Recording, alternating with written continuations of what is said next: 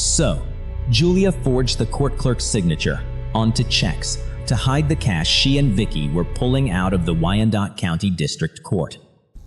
It worked for 5 years.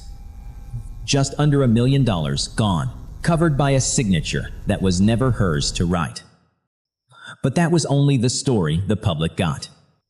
Behind it sits a second set of numbers. In 2017, Julia ran more than $1 million through a casino. $480,000 the next year. $251,000 the year after that. Then she retired in 2020, and that number dropped to $30,000. Julia Roberts is 65, out of Leavenworth, Kansas. Her title at the Wyandotte County District Court was accounting supervisor, and in plain terms that meant she collected the money coming into the court and put it in the court's bank account. That was the job. Money in, money in the bank. Vicki Robinson is 63, from Bonner Springs. She was the bookkeeper. Julia was her boss. Now, a district court handles a lot of money. Fines, court costs, filing fees, restitution, bond. People walk into that building every day of the week and hand over money because a judge told them to. Some of it arrives as a card payment or a check. A good chunk of it arrives as cash over a counter from somebody standing there counting out 20s. And it adds up faster than you would guess. A traffic fine is a couple $100. A restitution payment is a few hundred more. Run that through a county courthouse working dockets 5 days a week, month after month, and the counter is moving real money before lunch. And cash is the one kind of money that doesn't announce itself. A card payment leaves a record on both ends before anyone in the courthouse touches it. Cash leaves a receipt and a stack of bills, and those two things only have to match if somebody checks. So Julia and Vicki took the cash. Prosecutors described the two of them as working the whole thing together, start to finish. Julia had the authority. Vicki had the ledger, and between them, they covered both ends of the same transaction. That's just theft, and it's normally where this kind of story ends, because a court's books have two sides. Somebody paid a fine, and somebody handed them a receipt, and that receipt says money came in. If the money never lands in the account, there's a hole sitting in the ledger with a date on it. Do that twice, and an auditor has you by Friday. So they filled the holes. The way you make missing money look like money that left on purpose is to show it leaving. You write a check. A court pays money out constantly, so a check going out of that account is the most boring document in the building. And there's exactly one control standing in the way. Every check out of that account carries the signature of the clerk of the court. That's the safeguard. That's the reason a bookkeeper can't just print herself a check and walk it into a bank.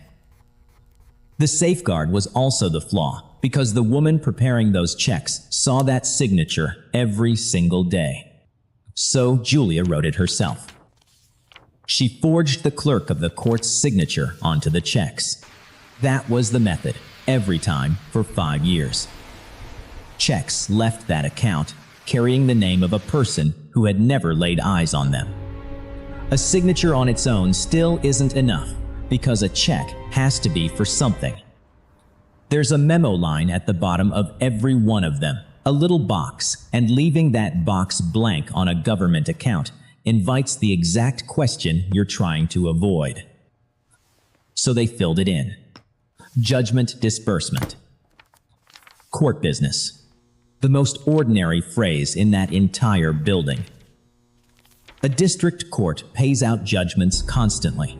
To people a judge decided were owed money, and nobody in an accounting office has ever pulled a check off a stack and gone hunting for the human being behind those two words.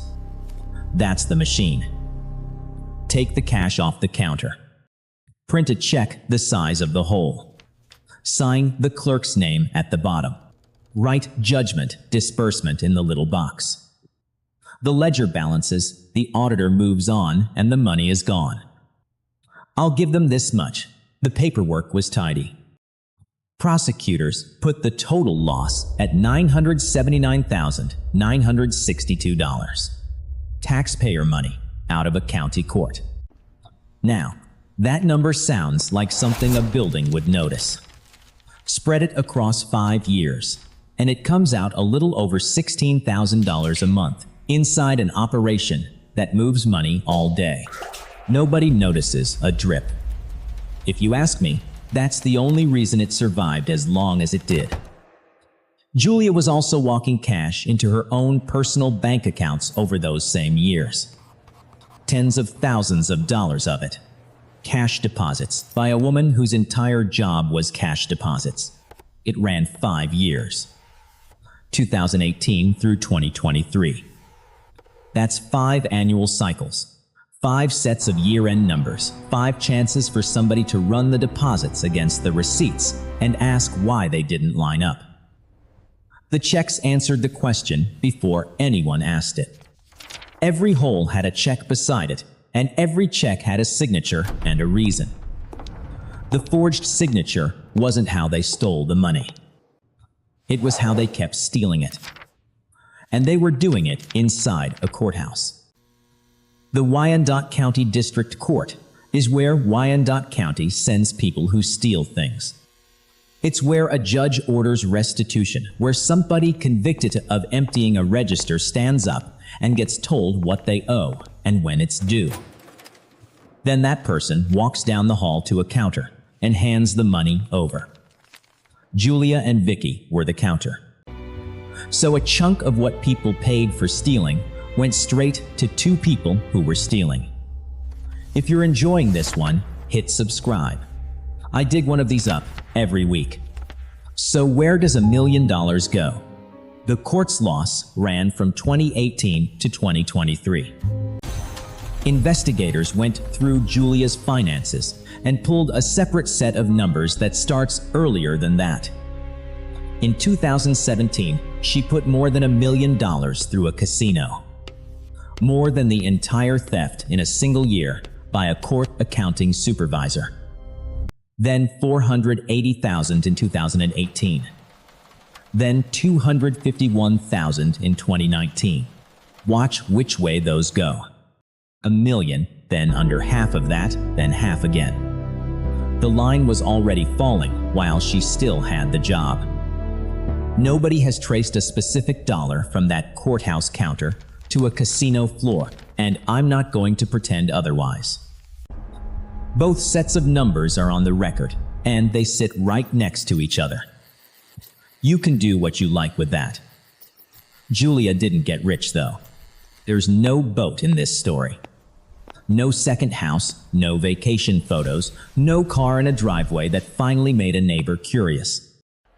A woman took nearly $1 million out of a courthouse over 5 years and came out the other end with a felony and a restitution order, which is what keeps this from being a caper.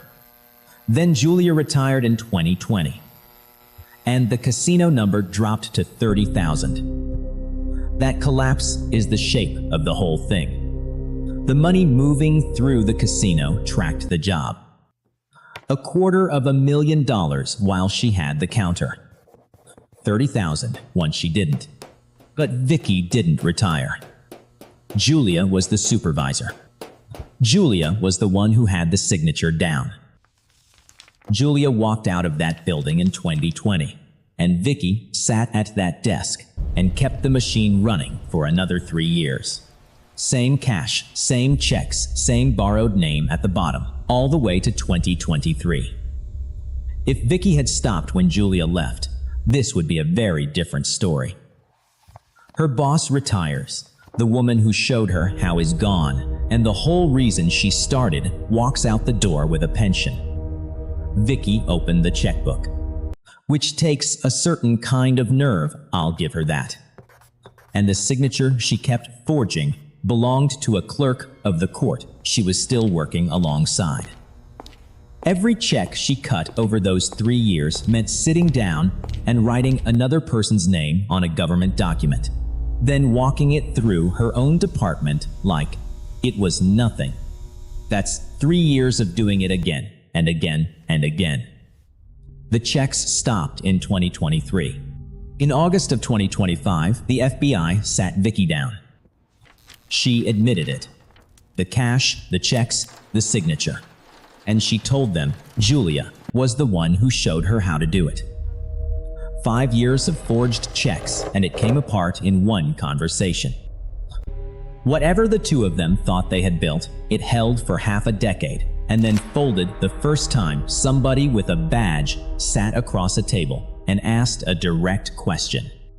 Both of them pleaded guilty to a single count of wire fraud conspiracy. In June of 2026, a federal judge handed down the sentences. Julia got 41 months. Vicki got 27 months. Both were held responsible for the full $979,962 in restitution, individually, and together, which means the county collects from whichever one of them can pay. 41 months and 27 months, set against 5 years of taking. And restitution is a court order, which is a very different object from money in a bank. An order says what you owe. It doesn't say the county ever sees it. The U.S. attorney didn't soften it. He said the two of them worked together, stole together, and conspired together to cover up their crimes. He called them as thick as thieves, and said the two thieves were now headed to prison for stealing from the Wyandotte County District Court. The FBI agent in charge put it on the trust. When public servants sell out that trust for their own financial gain, he said, they compromise the integrity of the institution they swore to serve. Which is damages that doesn't show up in the restitution figure. The money is countable. What it does to somebody walking into a courthouse to pay what a judge told them to pay is not. Which brings it back to the signature. For 5 years, checks walked out of the Wyandotte County District Court, carrying the name of the clerk of that court. $979,962 of holes papered over with one person's name. That clerk never signed a single one of them. Julia had the higher title, the longer run, and the casino ledger. Vicki had 3 extra years and a story about who taught her. Between them, they emptied nearly $1 million out of the one building in the county, whose whole job is making people pay back what they took. Now, they get to find out how that part works from the other side. More stories like this on the channel.